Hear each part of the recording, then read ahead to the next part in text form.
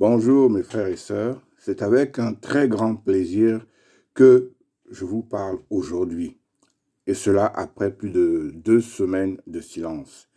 J'ai eu un très gros problème de santé, un vaisseau sanguin a éclaté dans mon œil gauche et cela a vraiment totalement assombri ma vue. Aujourd'hui encore, il m'est difficile de lire, notamment ma Bible, mais la parole de Dieu commençait sérieusement à me manquer. Mais vous aussi, vous commenciez à me manquer. Et vraiment, je remercie toutes les personnes qui ont essayé de me contacter pour savoir ce qui se passait. En tout cas, vraiment, j'ai donc pris sur moi, malgré vraiment la situation, de reprendre les messages. Ce que vous devez comprendre, c'est que chaque message enregistré demande beaucoup de recherche et avant même que je partage ces recherches avec vous, le résultat, je suis la première personne vraiment à en profiter, la première personne vraiment à sentir vraiment la présence et la profondeur de Dieu chaque fois que j'ai vraiment à préparer un message. Ma vue n'est pas revenue comme avant, mais quand on sert l'Éternel notre Dieu, face à des situations comme celle par laquelle je passe, il est bon de se tourner vers lui.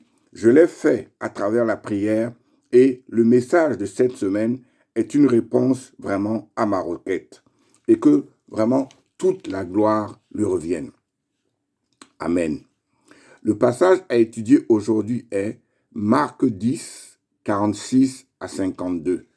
Je répète, Marc 10, 46 à 52. Lisons. Ils arrivèrent à Jéricho, et lorsque Jésus en sortit avec ses disciples et une assez grande foule, le fils de Timée, Bartimée, mendiant aveugle, était assis au bord du chemin.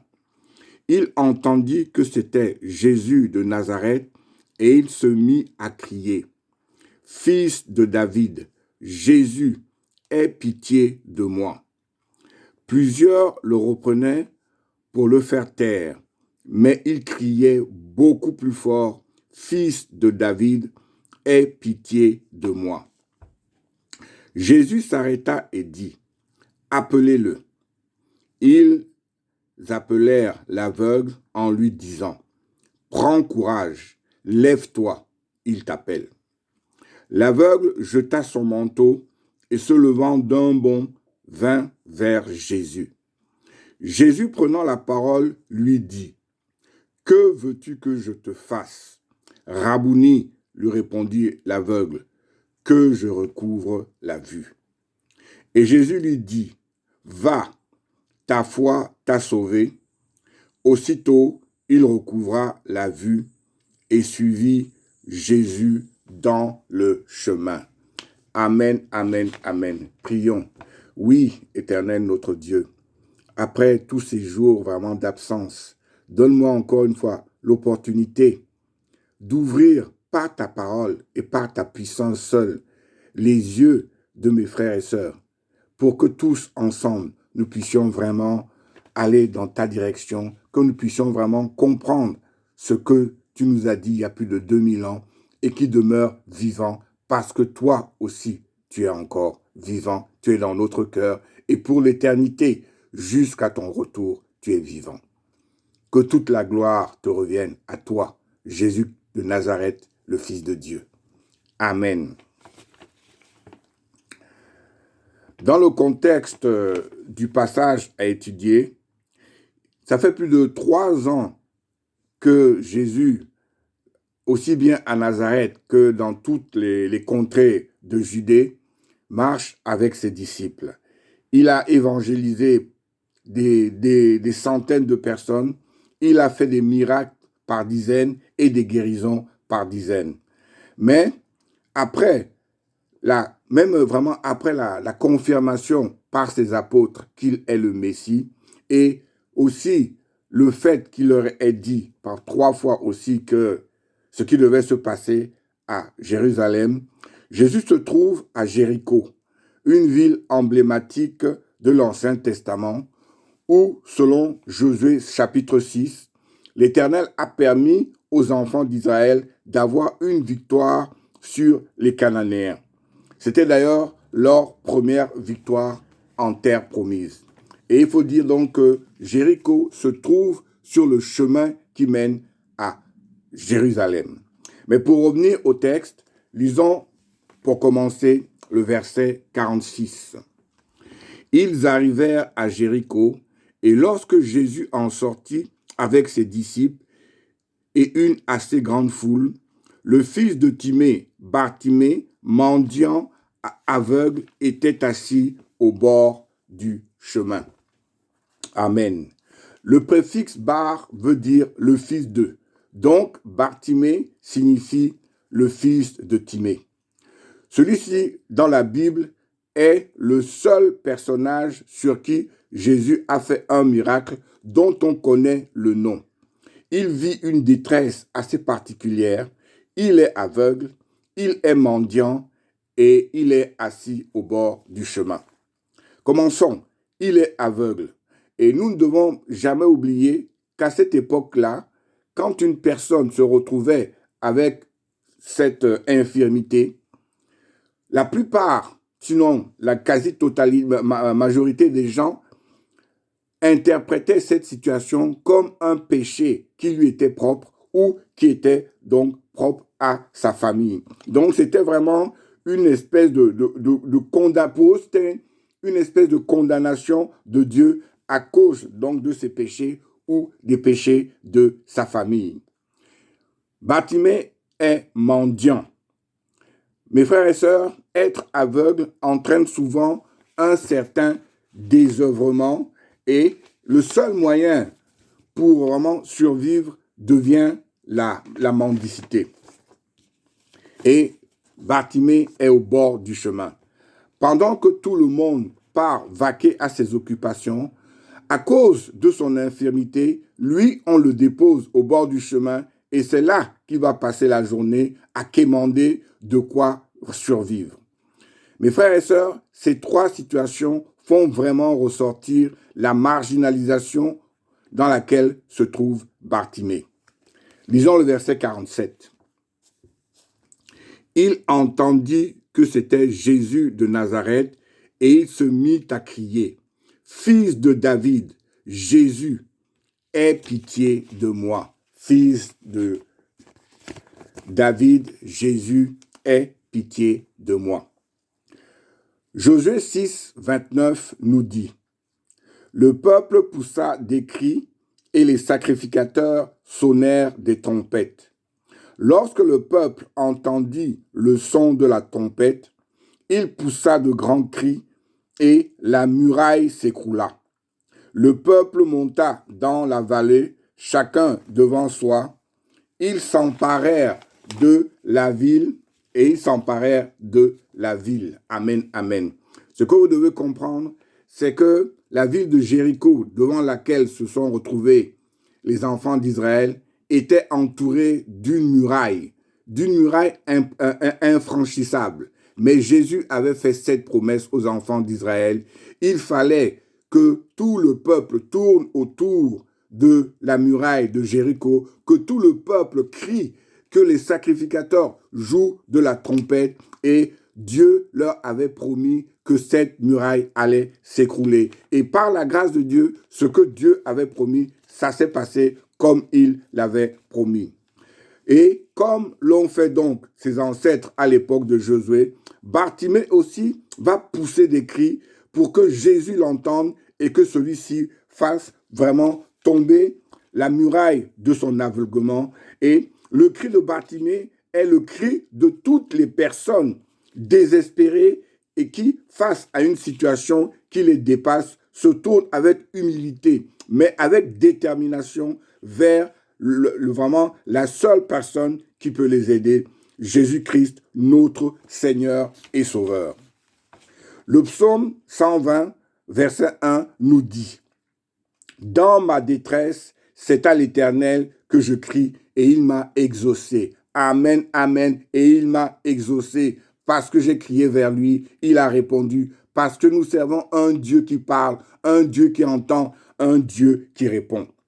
Et cette situation, personnellement, pour la première fois, je l'ai vécue en juillet 1998, quelques mois après ma conversion, parce que face à ma détresse, j'ai crié, j'ai pleuré à genoux devant mon Dieu et le lendemain, pas quelques jours ou quelques mois après, le lendemain, il a transformé ma détresse en allégresse. Et aujourd'hui encore, je me tourne vers lui. Quand je me rappelle cette situation-là, je dis merci mon Dieu parce que quand on crie, quand le désespéré crie vers toi, tu ne l'abandonnes jamais. Tu es toujours présent en toutes choses et en toute opportunité. C'est pour ça, frères et sœurs, faisons comme Bartimée, crions vers lui, montrons-lui notre détermination et par sa grâce seule, il va nous répondre. Amen, amen, amen. Dans le verset, il appelle Jésus fils de David, non pas parce qu'il sait que Jésus est descendant de David, mais ce qu'il sait, c'est que le Messie qui devait venir selon la parole ne pouvait être issu que de cette famille. Donc, en appelant Jésus fils de David, c'est aussi une façon de confirmer qu'il est le Messie tant attendu. Lisons le verset 48. Plusieurs le reprenaient pour le faire taire, mais il criait beaucoup plus fort. Fils de David, aie pitié de moi. Amen, amen. Face vraiment à sa réaction, plusieurs des disciples vont vraiment le rabrouer. Et à cette époque, comme d'ailleurs aujourd'hui, nous avons un certain dédain pour les gens qui n'ont pas notre type de comportement, pour des gens qui ne font pas les choses comme nous aimerions ou comme nous sommes capables de les faire. Mais imaginons donc les disciples de Jésus, eux sont habitués à une certaine façon de parler, à une certaine façon d'agir, et notamment vis-à-vis du maître. Et ces gens-là, qui ont leur façon de faire, ne peuvent pas et ne comprennent pas une personne qui crie. Mais ce qu'ils ne comprennent pas non plus, c'est que Bartimée est dans une situation désespérée. C'est que Bartimée a vraiment besoin que Jésus l'entende. Bartimée a vraiment besoin de voir vraiment le miracle que Jésus va faire dans sa vie pour que celle-ci soit transformée. Et ce dont Bartimée a besoin, nous aussi, mes frères et sœurs, nous avons besoin de cette délivrance. Nous avons besoin, et c'est pour ça que c'est important aussi, comme pour Bartimée, face à certaines situations, que nous ne rations pas le rendez-vous divin comme Bartimée a eu et a compris, et que nous soyons vraiment déterminés. Bartimée savait que Jésus, le Messie qui passait devant lui, c'était pour lui une opportunité, une chance qui probablement n'allait jamais encore se réaliser. Et c'est pour ça que Bartimée était désespéré. C'est pour ça que Bartimée, pour lui, il était vraiment hors de question qu'il rate cette opportunité. Et devant la réaction des disciples, parce qu'il sait, parce qu'il est persuadé que l'occasion de croiser Jésus ne pourra probablement plus arriver, il va se battre et il va vraiment tout faire pour vraiment décupler ses forces et pour que, à travers ses cris, il puisse encore et encore essayer de faire que les gens l'entendent, essayer de faire de tout pour que vraiment il puisse aller de l'avant et qu'il puisse rencontrer son Seigneur et Maître. Verset 49 nous dit, Jésus s'arrêta et dit, appelez-le. Ils appelèrent l'aveugle en lui disant, prends courage, lève-toi, il t'appelle. Devant son obstination, Jésus l'entend et l'appelle. Mes frères et sœurs, comme il a répondu à l'obstination de Bartimée, c'est de la même manière que Jésus va répondre à notre propre obstination. Tout ce qu'il nous demande, c'est vraiment de ne pas nous laisser distraire, de ne pas nous laisser influencer par les bien-pensants, parce que, comme pour Bartimée, quand Jésus nous appelle, rien ni personne ne doit interférer. Ces mêmes disciples qui le voyait comme un gêneur, un crieur. Maintenant, ce sont les premières personnes vraiment à l'encourager, à le pousser, à le préparer pour qu'il comprenne que en Jésus-Christ et en Jésus-Christ seul demeure notre espérance et que c'est une espérance certaine. C'est pas une espérance qu'on peut qualifier, par exemple, de fait de gagner à la loto, mais c'est une espérance certaine parce qu'il est venu sur terre, il est mort sur la croix pour que des gens comme nous puissions vraiment avoir accès au Père. Verset 50 nous dit, « L'aveugle jeta son manteau et se levant d'un bond, vint vers Jésus. » 1 Roi 19 nous dit, « Élie partit de là et il trouva Élisée, fils de Shaphat, qui labourait. Il y avait devant lui 12 paires de bœufs et il était avec la 12e. Élie s'approcha de lui et il jeta sur lui son manteau. » Amen. Mes frères et sœurs, ce geste d'Élie en faveur d'Élisée signifie vraiment la continuité dans le travail pour Dieu. Mais pour notre frère Bartimée, jeter son manteau a un sens totalement contraire. Parce que son manteau ne lui servait pas pour se réchauffer, car il fait très chaud à Jéricho, mais il lui servait pour récupérer les pièces qu'on lui lançait. Bartimée jette son manteau parce que la foi qu'il a en Jésus l'a persuadé qu'il n'en aura plus besoin. Il sait qu'une nouvelle vie est devant lui. Il en est tellement persuadé que lui, qui devait attendre peut-être tous les soirs quelqu'un pour le ramener à la maison, va se lever d'un bond et se diriger avec les yeux du cœur vers Jésus. Puissions-nous, mes frères et sœurs, tous prendre exemple sur Bartimée, efforçons-nous aussi de jeter tout ce qui nous rappelle notre ancienne vie, l'orgueil, le mensonge, l'adultère, le vol et autres, et allons vers Jésus-Christ, le cœur plein d'espoir et d'allégresse, pour que, comme pour Bartimée, nous comprenions qu'il est impossible d'accepter Jésus-Christ dans notre vie et de continuer à avoir le même type de comportement, de continuer à avoir la même vie. Car en Jésus-Christ, nous avons une nouvelle vie. Autant nous naissons charnellement en Adam, autant nous naissons spirituellement en Jésus-Christ.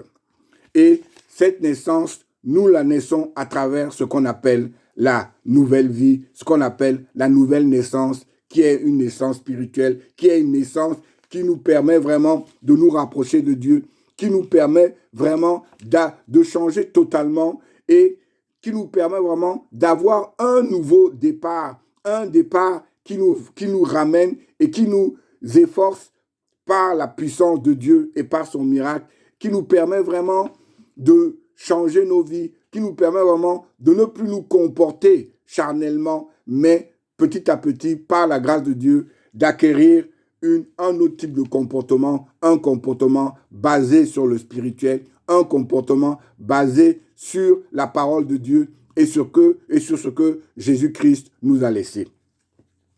Verset 51 nous dit, Jésus, prenant la parole, lui dit, « Que veux-tu que je te fasse ?»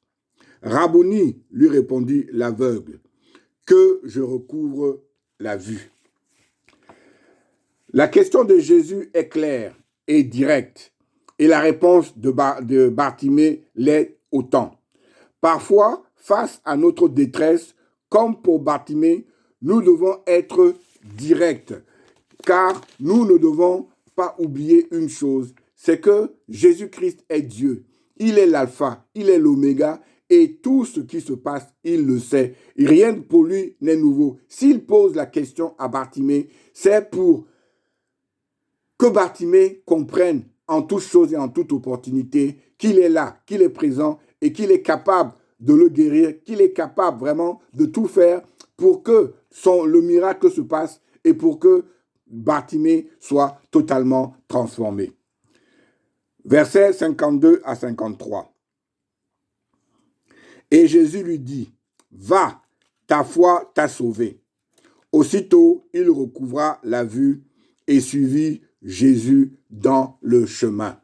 Il recouvra la vue et suivit Jésus dans le chemin. Ce qui peut paraître paradoxal, mes frères et sœurs, c'est que Jésus dit au verset 52 à Bartimée que sa foi l'a sauvé. Mais ce qu'il y a de particulier, c'est que rien dans ce que Bartimée a montré, Bartimée a seulement crié. Bartimée n'a montré aucune réaction qui puisse vraiment nous montrer sa foi. Mais ce qui est important et ce que Jésus a compris tout de suite, c'est que ce n'est pas ce que Bartimée va dire, mais c'est la détermination, l'obstination que Bartimée va vraiment montrer à travers tout ce qui pouvait se dresser contre lui, que ce soit vraiment l'obstacle de sa vue, que ce soit l'obstacle des disciples qui voulaient vraiment l'empêcher d'aller vers Jésus. Rien n'a pu vraiment dissuader Bartimée de crier et de crier encore plus fort parce qu'il était déterminé, parce qu'il était obstiné, parce que à travers vraiment sa persévérance, Jésus a compris vraiment qu'il était un homme de foi et Jésus l'a tellement compris qu'il ne s'est pas arrêté aux petits détails, mais il a compris que le zèle que Bartimée était en train de dégager était infiniment plus important que toutes les professions de foi que nous allons faire. Et nous aussi, nous sommes dans la même situation. Jésus va comprendre à travers notre zèle, à travers notre cri, à travers notre détermination, à travers notre persévérance face à des situations qui nous dépassent. Jésus, ce même Jésus avec qui Bartimée va parler, va aussi venir et dans notre cœur nous dire que notre foi nous a sauvés. Et comme pour Bartimée, il va répondre vraiment à toutes les requêtes que nous allons lui donner parce qu'il demeure le même hier, aujourd'hui et éternellement. Mais mes frères et sœurs, ce que nous avons aussi remarqué, c'est que Bartimée, qui au début de ce passage avait tout de négatif, c'est-à-dire il était aveugle, il était mendiant, il était désœuvré au bord du chemin, parce que sa foi l'a sauvé, se retrouve avec une vie transformée, une vie vraiment totalement positive. Désormais, il voit, désormais, à travers le fait qu'il voit, il peut suivre Jésus. Il peut vraiment, à travers le fait qu'il suive Jésus, il a cette opportunité de ne plus dépendre de personne que de Dieu lui-même.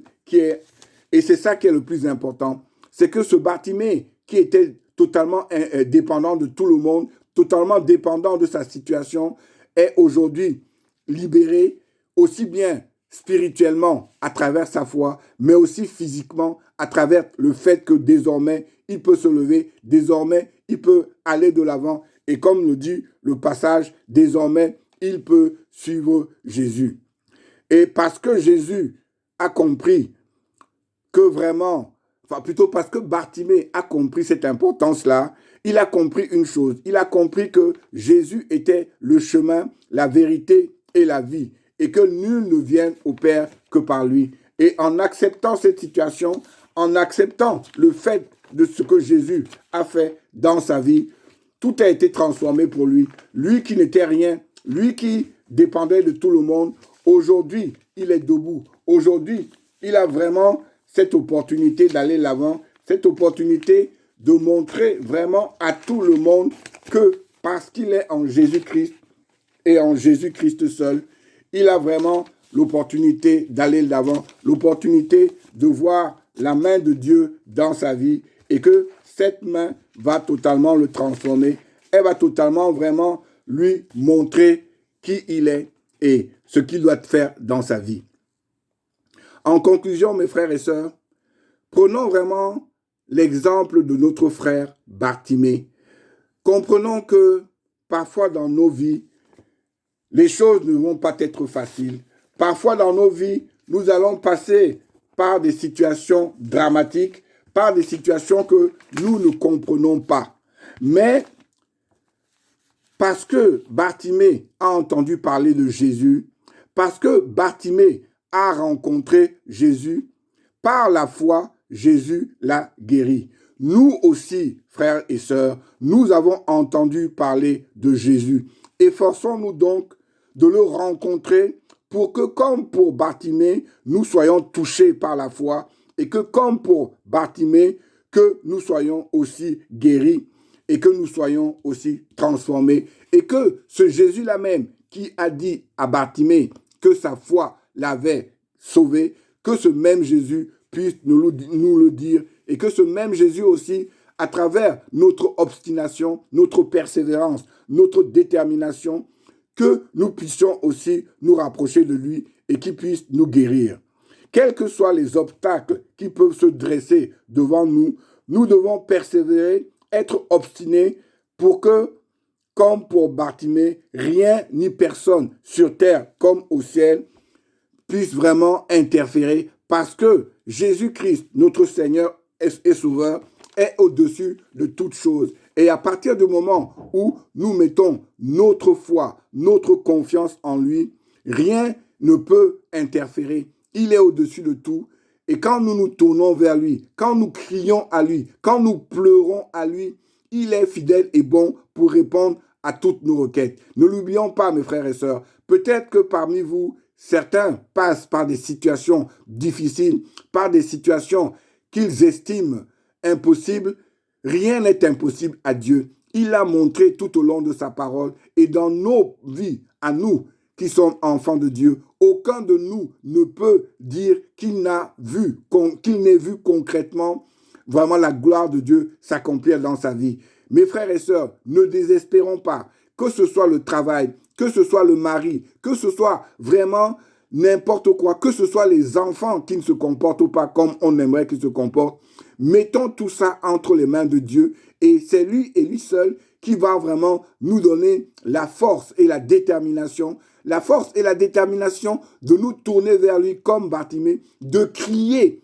Et s'il y a des interférences, s'il y a des murailles autour de nous, comme la muraille, les gens qui empêchaient Bartimée, comme la même muraille qui entourait vraiment Jéricho, quelles que soient les murailles, on a un Dieu puissant, on a un Dieu glorieux. Et ce même Dieu qui, à force de crier, a permis aux Hébreux de faire effondrer la muraille autour de Jéricho, c'est ce même Dieu qui, parce que Bartimée a crié, a fait s'effondrer les murailles qui étaient aussi bien le fait que Bartimée était aveugle, mais aussi le fait que certains disciples voulaient l'empêcher de rencontrer Jésus. C'est ce même Dieu aussi qui va faire tomber les murailles qui sont autour de nous. Et ne l'oublions pas, frères et sœurs, nous servons un Dieu de puissance, un Dieu de gloire, et jamais dans nos vies il va nous abandonner. Il va toujours être